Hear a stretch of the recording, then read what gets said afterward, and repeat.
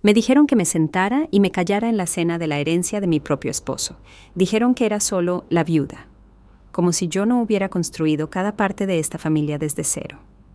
Sonreí, me puse de pie y me fui sin decir una palabra. Se rieron cuando la puerta se cerró detrás de mí, pero para cuando salió el sol, sus cuentas estaban congeladas, sus casas aseguradas y todo lo que creían suyo era legalmente mío, y yo no había terminado aún. Mi nombre es Elena Valdés.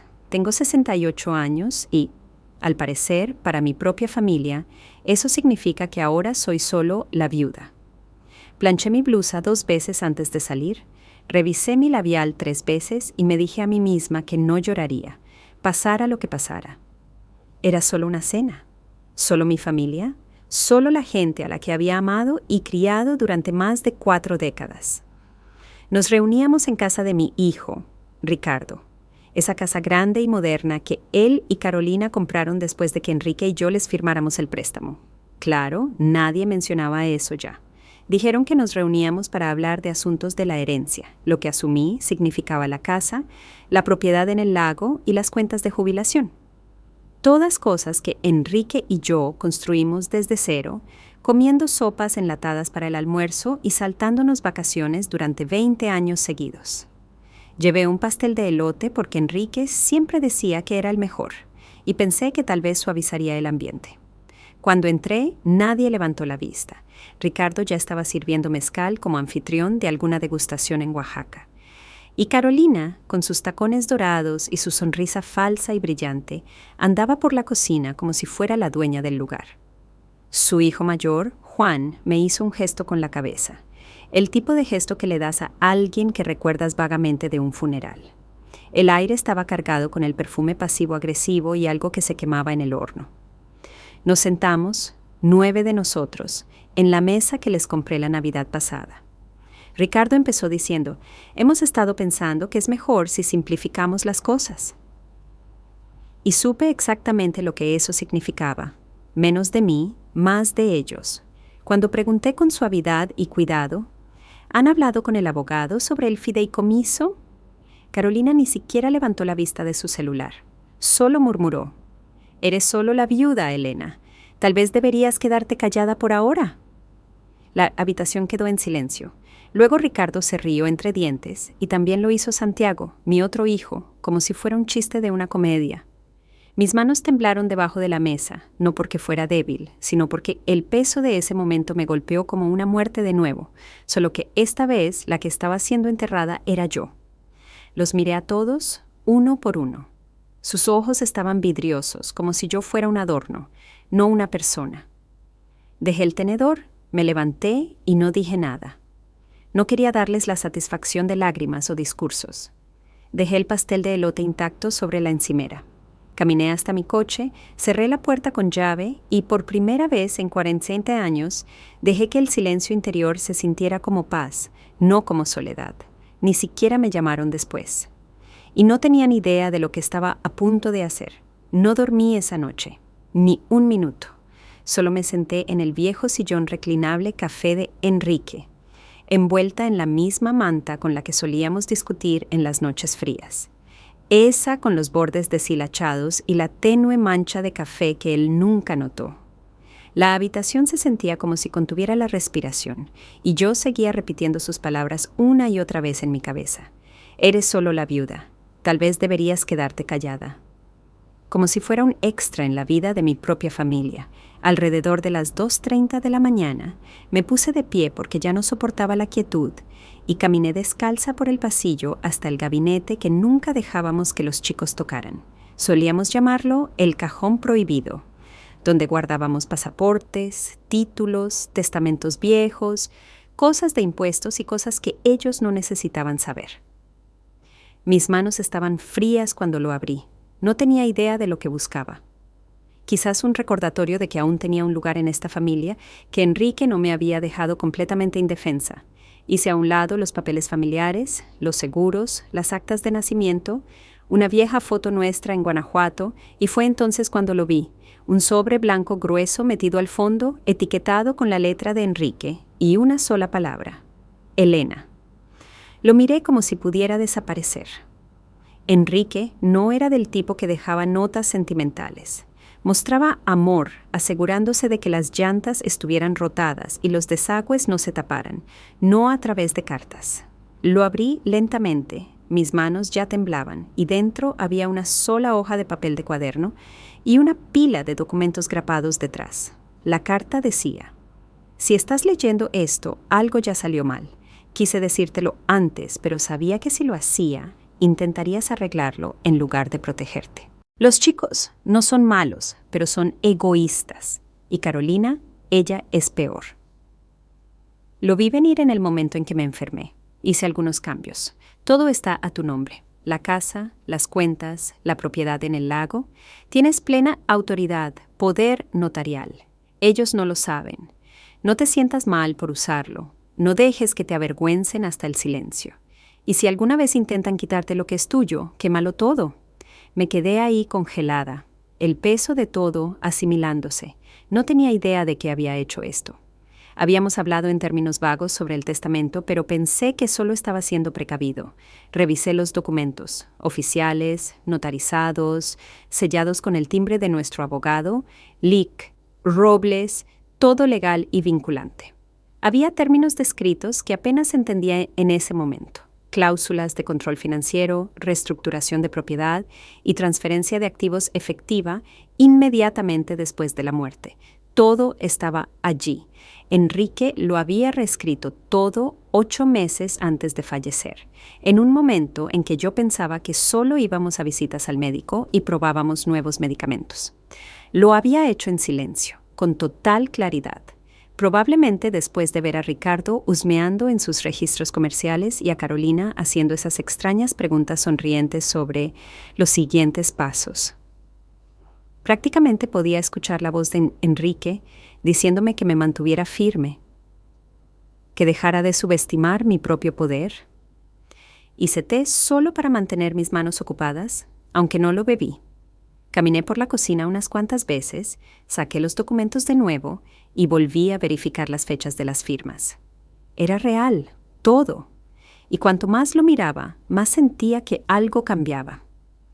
Esa sensación de ser invisible, como si fuera solo un acompañante en el legado de otra persona, fue reemplazada por algo más: control. A las 3:47 a.m., levanté el teléfono fijo y llamé al Lick. Antonio Herrera, nuestro abogado durante más de 30 años, el mismo que le solía pasar a Enrique revistas de pesca durante las reuniones y que siempre me llamaba señora Valdés, incluso después de que le pedí que dejara de hacerlo. Respondió después de 4 timbrazos, adormilado pero alerta, una vez que dije mi nombre. No perdí el tiempo. Le dije: Enrique me dejó todo. Encontré los papeles, quiero activarlo hoy. Hizo una pausa por un segundo, luego preguntó si alguien más lo sabía. Le dije: no, todavía no. Bien, dijo. No les digas, estaré allí a las 9 con todo lo que necesitas. Colgué y me quedé en el pasillo, mirando la vieja foto de boda en la pared. Nosotros en los escalones del juzgado, jóvenes y asustados, pero completamente sincronizados. Toqué el marco y susurré: ya lo tengo. Ya no tienes que preocuparte. Luego me volví a sentar, doblé los documentos en una carpeta de manila limpia y la guardé en mi bolso como si fuera un arma, porque eso era exactamente. Y si pensaban que me iba a quedar sentada en silencio mientras desmembraban mi vida, estaban a punto de aprender qué clase de mujer habían echado por la puerta. Para cuando el Lick, Herrera tocó el timbre a las 8:57 a.m., yo ya estaba vestida, maquillada, con el cabello recogido como le gustaba a Enrique, con los documentos extendidos sobre la mesa del comedor como un mapa de guerra y un cuaderno lleno de preguntas que había escrito en los márgenes mientras caminaba por la noche anterior. Entró con su maletín y la misma carpeta de piel gastada que había llevado desde que los chicos estaban en la primaria. Y cuando vio el sobre que Enrique me dejó, su expresión cambió de preocupación profesional a algo más parecido a un respeto sombrío. Pasamos 2 horas revisando cada cláusula, cada término legal, cada punto clave, y a las 11:15 yo había firmado 6 documentos que transferían el control de cada activo, propiedad, cuenta e interés comercial a mi nombre. El Lick. Herrera hizo la llamada final al administrador de la herencia, les dio la confirmación verbal de que todas las instrucciones ahora debían venir de mí, no de Ricardo, no de Santiago, ni siquiera del fideicomiso, solo de mí. Se sintió irreal escucharlo decirlo en voz alta. Toda autorización adicional recae únicamente en la señora Elena Valdés. Creo que no respiré durante un minuto completo. Luego me miró y preguntó: ¿quiere que se enteren por sus cuentas o quiere convocar una reunión? Lo pensé por un segundo, luego le dije: que lo sientan, que les pegue como un choque de coche. Él sonrió. Bien, esa es la Elena que recuerdo. Y así se hizo. Pasé el resto de la tarde al teléfono con el gerente de inversiones de Enrique, la inmobiliaria, la notaría y el contador. Cada uno confirmando que sí, mi nombre era ahora el único que importaba. Para las 3 de la tarde recibí un mensaje de Ricardo. Oye, pregunta rara. ¿Sabes por qué la cuenta de la cabaña está bloqueada? No respondí. 5 minutos después, Carolina llamó. La dejé ir al buzón de voz. Su tono era cortante y empalagoso, como siempre lo es cuando cree que está a punto de manipularte. Para las 4:30, el chat del grupo se iluminó con mensajes sobre problemas inesperados con las cuentas. Y Santiago, que rara vez dice algo, finalmente envió: ¿alguien cambió el acceso desde el lado de mamá? Fue entonces cuando supe que el pánico había comenzado.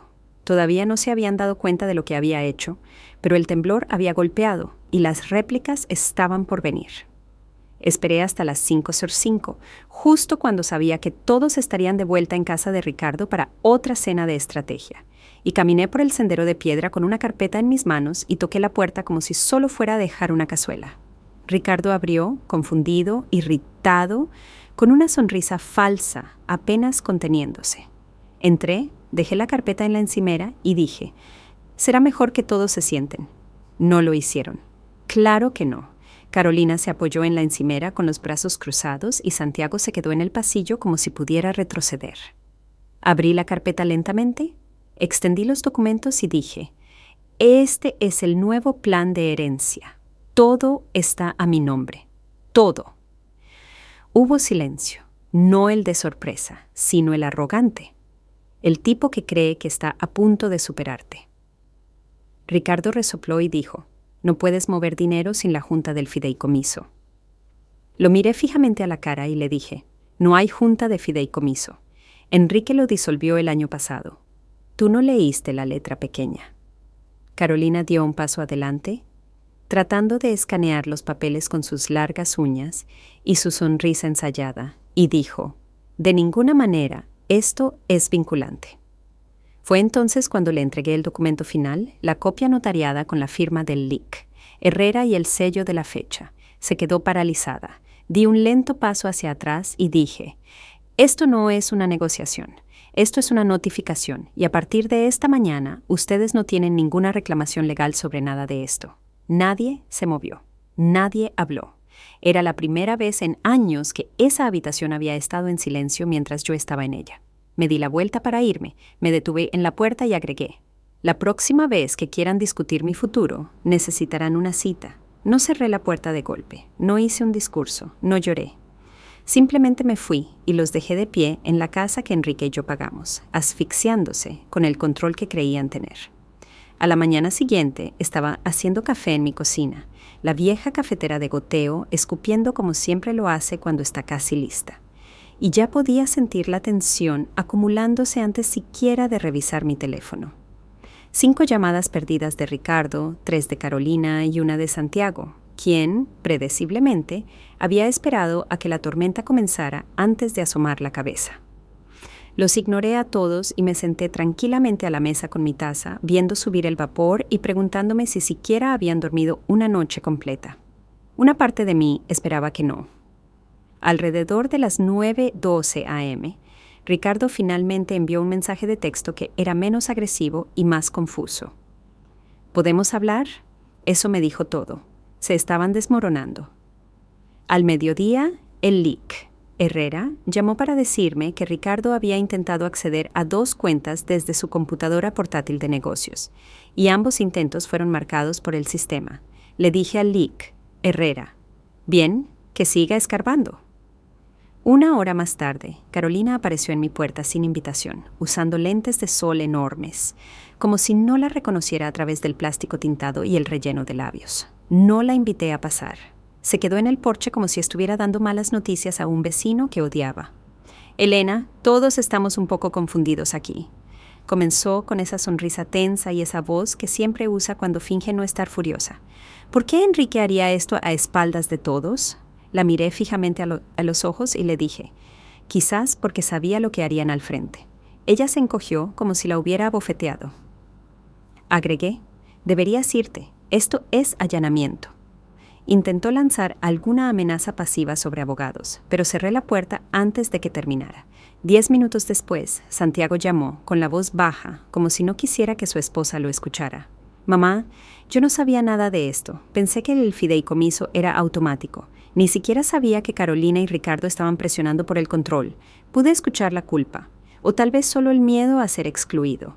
Y le dije, tuviste todas las oportunidades para preguntarme directamente. No lo hiciste. Ese silencio es tu firma. No respondió, simplemente colgó. Esa noche me preparé una cena para una persona. Pollo asado, ajo, puré de papas, ejotes con limón, porque ya no iba a comer sobras, mientras otros se daban un festín con mis sacrificios.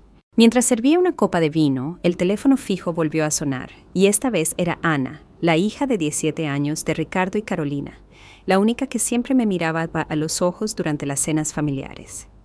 Su voz era tranquila, casi temblorosa. Abuela, no sé qué está pasando, pero papá y mamá están volviéndose locos. Dicen algo de que el dinero se fue y que la casa está en problemas. ¿Estás bien? Eso me afectó más que cualquier otra cosa. Me suavicé. Estoy bien, mi amor. Tú no hiciste nada malo. Ella dudó, luego susurró. Extraño al abuelo. Él habría odiado esto. Tragué con dificultad y le dije la verdad. Por eso lo arregló antes de que se rompiera. Después de colgar, me senté sola a la mesa, rodeada de silencio, y sentí algo que no había sentido desde el funeral. No pena, no rabia, sino claridad. Enrique había visto venir este desastre, y ahora ellos estaban a la deriva sin una red de seguridad. Ricardo había perdido el acceso a las cuentas que creía suyas. Carolina no tenía ningún control legal sobre la casa de la que presumía con sus amigas del yoga. Santiago apenas se estaba dando cuenta de que el silencio no significaba inocencia. Y Ana, la única con algo de corazón en esa familia, estaba atrapada en medio. Sabía que esto era solo el principio. La gente como ellos no se rinde, se revuelven, se retuercen, buscan lagunas, pero lo que aún no entendían era que yo no era una anciana afligida y esperando su aprobación. Yo era el cortafuegos ahora. Y si querían desafiarme, sería mejor que vinieran preparados para el siguiente golpe. 2 días después de que le cerré la puerta a Carolina y le envié ese mensaje sin decir una palabra, el leak. Herrera volvió a llamar, esta vez con un tono que me hizo sentarme antes de que siquiera empezara a hablar. «Hay algo que necesitas ver», dijo. Y 1 hora después estaba sentada frente a él en su oficina, el mismo lugar al que Enrique y yo solíamos ir cada abril para firmar papeles y beber café quemado en tazas pequeñas y despostilladas. Me deslizó una carpeta por el escritorio sin decir una palabra. Y cuando la abrí, al principio no entendí. Solo un montón de extractos bancarios, transferencias de cuentas, acuerdos de préstamo, todo con el nombre de Ricardo. Usó la línea de crédito comercial de tu esposo como garantía, dijo finalmente el leak. Herrera. $500,000, quizás más, dependiendo de lo que aún se esté descubriendo. Los firmó como socio, pero esa sociedad se disolvió cuando Enrique falleció, lo que significa que estos eran fraudulentos. Mis manos se enfriaron. Hojeé los papeles de nuevo, más despacio esta vez, viendo cómo las fechas y las cifras empezaban a coincidir. La camioneta nueva que Ricardo compró el año pasado, la remodelación repentina de su cocina, el viaje a esquiar en Valle de Bravo que, según me dijeron, fue patrocinado por amigos. Todo estaba vinculado a dinero que no era suyo. Dinero que Ricardo no tenía derecho legal a tocar. ¿Hizo esto mientras Enrique aún estaba enfermo? Pregunté, mi voz más baja de lo que pretendía. El leak. Herrera asintió. Creemos que sí. La primera transacción se realizó 2 semanas después de la primera cirugía de Enrique. Miré los números hasta que dejaron de parecer números y comenzaron a parecer traición, del tipo que se pudre desde adentro. El leak. Herrera se inclinó hacia adelante y dijo, podemos presentar cargos si quieres, o podemos simplemente dejar que las noticias financieras se ajusten y verlo retorcerse. Tú decides. No respondí. Todavía no, necesitaba asimilarlo. Conduje a casa sin música, sin parar, y fui directamente al estudio de Enrique, todavía casi intacto, y saqué el viejo diario de cuero que guardaba escondido detrás de las enciclopedias. Ahí era donde garabateaba notas durante la temporada de impuestos. Y, efectivamente, en una de las últimas páginas, con su letra pulcra e inclinada, había una lista de cosas para verificar 2 veces. Retiros de Ricardo, se ven sospechosos, preguntarle al leak, Herrera. Él debió haberlo sabido. Debió haberlo sospechado y nunca tuvo la oportunidad de terminarlo. Y ahora era mi trabajo hacer lo que él no pudo. Esa noche no dormí de nuevo. Me senté a la mesa de la cocina con los documentos extendidos frente a mí, como piezas de rompecabezas, y miré la prueba de que mi hijo, mi propia carne y sangre, nos había robado mientras nos ahogábamos en visitas al médico y efectos secundarios de la quimioterapia. Quise gritar, pero no lo hice. Simplemente hice otra carpeta, la etiqueté como leña para el fuego y comencé a tomar notas. ¿Qué activos podría vender? ¿Qué deudas podría reclamar? ¿Qué inversiones podría congelar a las que Ricardo aún estuviera vinculado? A la mañana siguiente llamé al leak, Herrera, y le dije, no presente cargos todavía, que se cocine a fuego lento, quiero que esté en la ruina antes de que tenga miedo. Ese mismo día, llamé al contador de la herencia, un hombre llamado Pedro, a quien no había visto desde la fiesta de jubilación de Enrique, y le pregunté directamente, ¿sabías algo de esto? No lo negó. Tenía preocupaciones, pero su nombre no estaba en nada hasta ahora. Mis manos estaban atadas. Le dije, bueno, ahora no lo están. Empieza a hablar. Y lo hizo, durante más de 1 hora. Me habló de movimientos de fondos sospechosos, de señales de alarma que no podía investigar sin permiso, y de cómo Ricardo probablemente había estado acumulando deudas bajo la falsa creencia de que cuando Enrique muriera, heredaría todo y podría limpiar todo después. No era solo codicia, era arrogancia. Ni una sola vez pensó que yo sería la que tendría la pluma en la mano cuando el polvo se asentara. Esa noche le envié un solo mensaje a Ricardo. Quizás quieras conseguir un abogado, un contador y un departamento muy barato. No obtuve respuesta, pero no la necesitaba, porque lo único más fuerte que su silencio era el sonido de todo lo que creía suyo escurriéndose directamente entre mis manos. 3 días después, me invitaron a la carne asada familiar como si nada hubiera pasado, como si no hubiéramos puesto el árbol genealógico de cabeza y sacudido todas las ramas podridas al suelo. Y aunque cada instinto dentro de mí decía que me quedara en casa y los dejara comer sus mentiras en paz, me presenté porque a veces el silencio no es poder. Mostrar la cara lo es. Usé los aretes de perlas que Enrique me dio para nuestro 30 aniversario y llevé una botella de vino tinto que sabía que ninguno de ellos podía permitirse. Ahora, cuando entré al patio trasero, todo parecía montado, falso hasta el infierno. Manteles de plástico, sonrisas forzadas y música lo suficientemente alta como para evitar una conversación real. Carolina vestía de blanco como si intentara probar algo. Y Ricardo estaba detrás de la parrilla fingiendo ser un proveedor, volteando hamburguesas como si el mundo no se estuviera quemando bajo sus pies. Santiago me asintió torpemente como si no estuviera seguro de si debía estar enojado o aliviado. No esperé mucho. Caminé directamente a la mesa de picnic, dejé caer la carpeta de leña para el fuego sobre ella y dije, «Necesitamos hablar ahora». Carolina puso los ojos en blanco, Ricardo murmuró algo por lo bajo, y Santiago buscó una cerveza como un niño que intenta evitar una pelea. Abrí la carpeta y extendí los documentos. El fraude del préstamo, la extensión de sociedad falsificada, las transferencias de fondos, todo. Esto es lo que Ricardo hizo mientras su padre se estaba muriendo, dije sin levantar la voz. Porque la gente no olvida lo que dices, recuerdan lo tranquila que estabas cuando lo dijiste. Ricardo soltó una carcajada y dijo, «Esto es ridículo. Eso ni siquiera...» Pero lo interrumpí.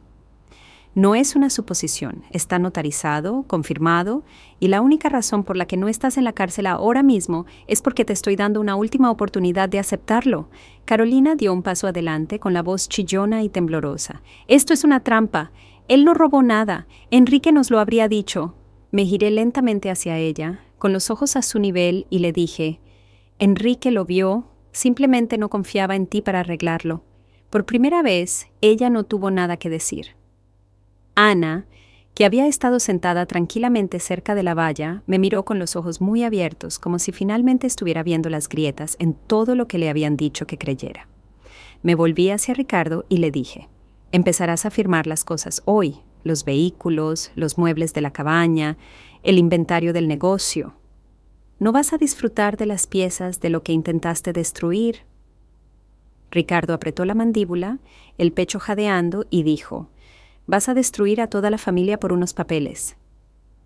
Me incliné ligeramente y le dije, «No, tú lo hiciste cuando robaste de la tumba de tu padre». Eso lo hizo callar.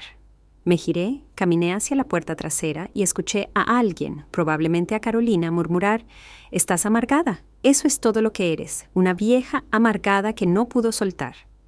Me detuve, no me di la vuelta y dije lo suficientemente alto como para que todos escucharan. «No, soy la mujer que pagó todo este patio y acabo de decidir que no están invitados a regresar». Luego crucé la puerta y no miré atrás.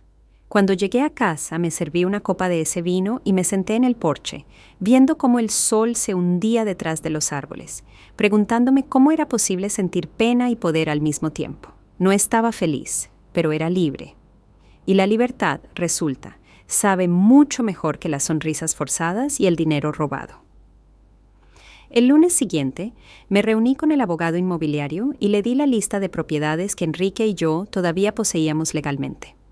La casa del lago de la que Ricardo presumía en Instagram, el departamento en el centro que Santiago había estado alquilando en secreto para obtener dinero por debajo de la mesa. E incluso la camioneta que Carolina usaba para llevar a Ana a la escuela mientras la llamaba, un regalo del arduo trabajo de Ricardo.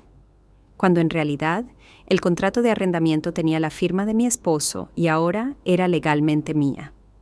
Firmé las órdenes de venta una por una, sin dudar, sin ceremonias, solo firmas limpias y frías que se sentían como extirpar tumores del cuerpo de una familia que había dejado de funcionar hacía años. El abogado preguntó si quería notificarles personalmente o dejar que los papeles hablaran por sí mismos. Y yo le dije, «No me invitaron a la habitación cuando pensaron que estaban dividiendo el reino. No les voy a dar un escenario ahora que se está desmoronando». Para el viernes, la cuenta comercial de Ricardo había sido drenada de capital ilegal. Las tarjetas de crédito de Carolina fueron rechazadas en una boutique en Polanco y Santiago me llamó sin aliento, preguntando si el administrador del edificio hablaba en serio sobre terminar su contrato de arrendamiento. «Sí», dije, «y la próxima persona que viva allí pagará el alquiler como el resto del mundo». Carolina, por supuesto, no se rindió en silencio. Volvió a aparecer, esta vez con la cara roja, gritando en la entrada de mi casa como una banshee con tacones de diseñador, exigiendo respuestas, amenazando con exponerme por abuso a personas mayores.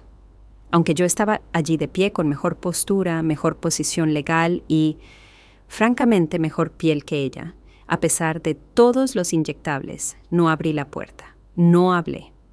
Simplemente me quedé allí, detrás de la ventana, con las persianas ligeramente abiertas, y la observé desmoronarse hasta que se rindió y se fue furiosa. A la mañana siguiente, hice que un cerrajero cambiara las cerraduras de la cabaña.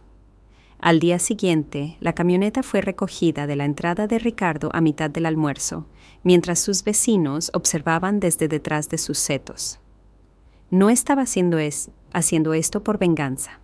Lo estaba haciendo para recuperar lo que era mío. Lo que Enrique y yo construimos ladrillo a ladrillo, mientras el resto de ellos observaba desde la barrera y esperaba que se abriera el buffet de la herencia. Ana me envió un mensaje de texto esa noche. Papá está perdiendo la cabeza. Están hablando de mudarse con la tía Brenda. Esto es permanente. Miré la pantalla por un minuto antes de responder. Las acciones son permanentes. También lo son las consecuencias.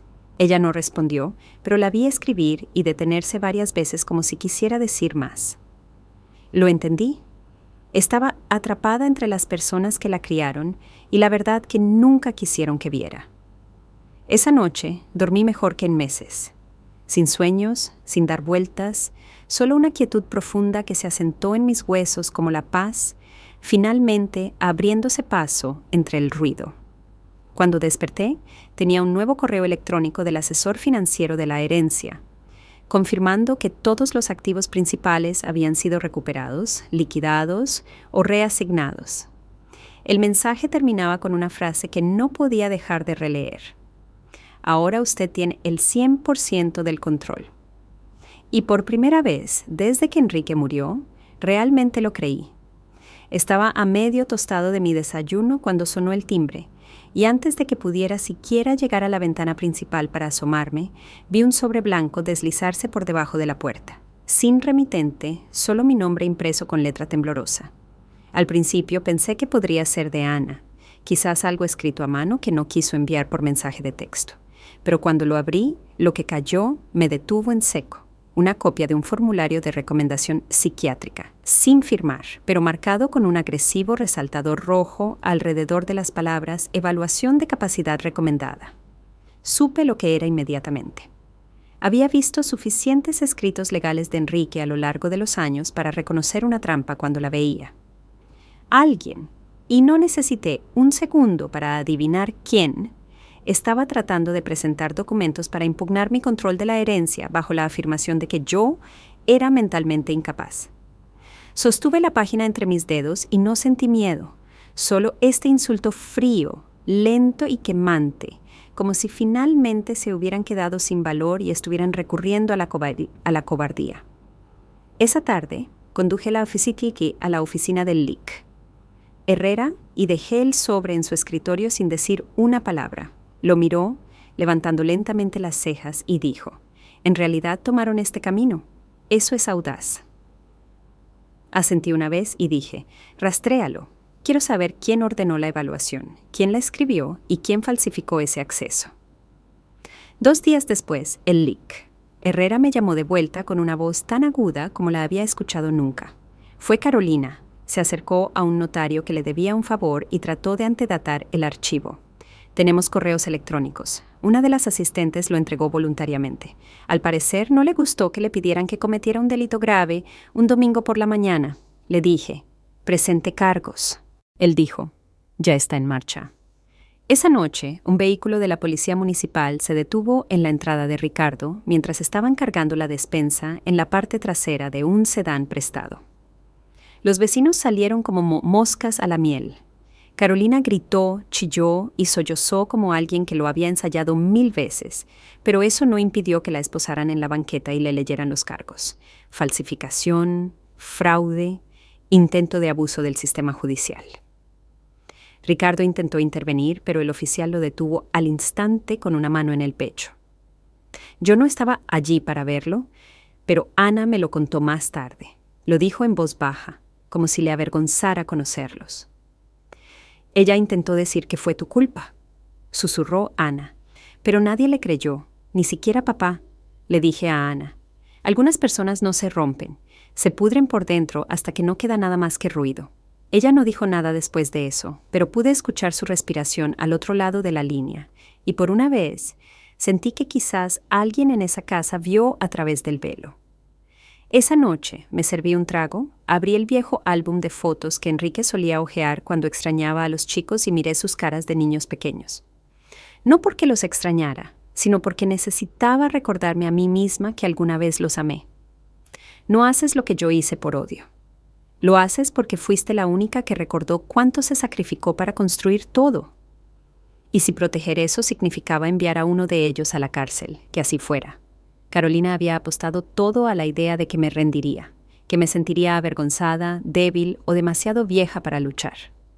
No se dio cuenta de que dejé de tener miedo el día que me dijeron que me sentara en silencio como una sombra en una habitación que yo pagué, Ahora había terminado de ser educada y esta vez iba a terminar el trabajo. La audiencia en el juzgado para la lectura de cargos de Carolina fue corta y brutal, al igual que el daño que intentó causar, y ni siquiera me molesté en asistir. El leak. Herrera me envió un mensaje después con 3 palabras que lo decían todo. Aceptó un trato. No necesitaba detalles. Sabía que Carolina nunca arriesgaría un juicio, no con registros digitales vinculados a su correo electrónico personal y declaraciones de testigos de la asistente del notario, quien dio una declaración jurada a cambio de inmunidad. El acuerdo de culpabilidad significó que no iría a la cárcel, pero tendría un antecedente permanente y una multa lo suficientemente grande como para desestabilizar sus últimos meses de estabilidad financiera. Ricardo no me habló en absoluto después de eso, ni siquiera para defenderla, ni siquiera para amenazarme, solo silencio de radio, el tipo que te hace saber que alguien finalmente se ha dado cuenta de que el suelo bajo sus pies ha desaparecido. Pasé la semana siguiente cambiando de rumbo, ya no por venganza, sino por necesidad. Había impuestos que presentar, cierres de propiedades que finalizar y, sobre todo, decisiones que tomar sobre lo que significaría toda esta lucha ahora que el humo se había disipado. No iba a aferrarme a cada activo como un dragón que acumula oro. Ese nunca había sido el objetivo. Solo quería que lo mío y lo que Enrique y yo construimos estuviera protegido de la podredumbre. Así que llamé a Pedro, el contador de la herencia, y le dije que transfiriera la propiedad de la casa más pequeña a las afueras de la ciudad, la que tenía el columpio en el porche y las persianas amarillas que Enrique siempre decía que le recordaban a la casa de su abuela, a nombre de Ana. Ella no lo pidió, no lo esperaba, pero fue la única en toda esa familia que nunca intentó engañarme, nunca desvió la mirada cuando las cosas se pusieron difíciles, y quería que tuviera algo que no pudiera ser torcido o arrebatado.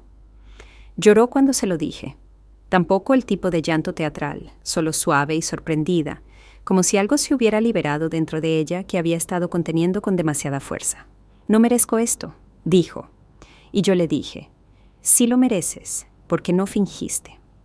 Esa misma semana comencé a trabajar con un consultor sin fines de lucro para lanzar el fondo Enrique Valdés Segunda Oportunidad, un programa de becas para mujeres viudas mayores de 60 años que habían sido marginadas, excluidas de decisiones financieras o dejadas con las sobras después de que sus esposos fallecieron. No quería una placa ni una ceremonia, solo quería algo que durara más que el dolor. La primera solicitud llegó antes de que el sitio web se lanzara. Una carta escrita a mano de una mujer de Tlaxcala, cuyos hijos le habían vaciado la cuenta bancaria el día después del funeral. La aprobé en 2 horas. Una noche, mientras ordenaba papeles, encontré una vieja nota que Enrique había garabateado en un recibo de tintorería, metida entre las páginas de su carpeta de jubilación. Decía, asegúrate de que Elena sepa que ella lo hizo todo. Yo solo estuve a su lado. No lloré. Simplemente la doblé con cuidado y la coloqué en el cajón superior de su escritorio, donde guardaba el testamento original, las llaves y, ahora, la paz. Para el viernes había cerrado la última cuenta conjunta vinculada a la LLC falsa de Ricardo, donado el inventario restante a una incubadora de negocios local y enviado un cese y desista oficial a la última firma de abogados lo suficientemente estúpida como para atender sus llamadas. La reconstrucción no fue llamativa, no fue divertida, pero era mía. Mía y de Enrique, y ya no estaba agobiada por los fantasmas codiciosos de personas que tenían su sangre pero ninguno de su honor. Y por primera vez, mientras me sentaba en el porche de mi casa sorbiendo café, mientras los contratistas reemplazaban los paneles podridos de la cerca que habíamos pospuesto reparar durante años, me di cuenta de que ya no estaba sobreviviendo. Estaba reconstruyendo de las cenizas, y lo estaba haciendo a mi manera. No fue hasta que estuve frente a esa larga mesa pulida de nuevo, la misma en la que me dijeron que me sentara en silencio solo unas semanas antes, que me di cuenta de lo lejos que había llegado y de lo bajo que habían caído. Y ni una sola parte de mí se sentía culpable por ello. Ricardo había enviado la invitación él mismo, aunque la redactó como una reunión casual. Algunas tonterías sobre reconectar y reiniciar, como si esto fuera un error técnico o un fallo familiar que podríamos solucionar con hamburguesas y disculpas forzadas. No fui a perdonar a nadie. Fui porque a veces las personas que intentan borrarte necesitan verte de pie, en toda tu altura, sin pedir permiso para existir. Carolina no estaba allí. Parte de su acuerdo con el Estado implicaba mantenerse alejada de mí durante al menos 6 meses, y Santiago se mantenía en segundo plano como si quisiera decir algo pero no supiera cómo empezar. Ana se sentó a mi lado, con las manos cruzadas en el regazo, tranquila y atenta, como si finalmente estuviera aprendiendo a ser de acero en una habitación llena de humo. Ricardo se mantuvo de pie a la cabecera de la mesa como si todavía fuera su casa, todavía su legado. Pero incluso él se veía más pequeño ahora, más delgado, agotado, como si finalmente hubiera dejado de creer su propia historia. Comenzó con una frase ensayada sobre cómo las familias pasan por tormentas y las enfrentan de manera diferente. Pero no me interesaba su guión. Dejé mi vaso, miré a cada persona en la habitación y dije, esto no es una tormenta, es la consecuencia. Y cada uno de ustedes la escribió. Se podía escuchar la caída de un alfiler. Nadie alcanzó su agua. Nadie se movió inquieto. Ricardo abrió la boca, tal vez para defenderse o para echar una excusa más al fuego, pero lo interrumpí con una mano levantada y dije, me dijeron que yo era solo la viuda, que debía sentarme en silencio, pero no me quedé callada cuando construí esta familia. No me quedé callada cuando la mantuve viva. Y no me voy a callar ahora que la he recuperado. Hice una pausa lo suficientemente larga para que eso calara. Luego agregué, esta mesa, esta habitación, las poseo legal, emocional y estructuralmente. Ustedes son invitados aquí. Y recuérdenlo. Me puse de pie sin esperar una respuesta. Y mientras caminaba hacia la puerta, me giré una última vez y dije, no tienen que quererme, solo tienen que entender que he terminado de hacerme pequeña para que ustedes puedan sentirse grandes. Luego me fui, no porque estuviera enojada, sino porque había terminado. Afuera, el cielo estaba claro y nítido, el tipo de luz que Enrique solía decir que era perfecta para el trabajo en el jardín. Y al subirme a mi coche, no me sentí victoriosa, ni engreída, ni siquiera orgullosa. Me sentí tranquila, había luchado contra el fuego y lo había atravesado, y ahora podía reconstruir. No porque alguien me diera permiso, sino porque yo me lo di a mí misma. Y eso, más que cualquier venganza, herencia o título, fue la victoria que nunca pensé que obtendría, pero que me gané a pulso.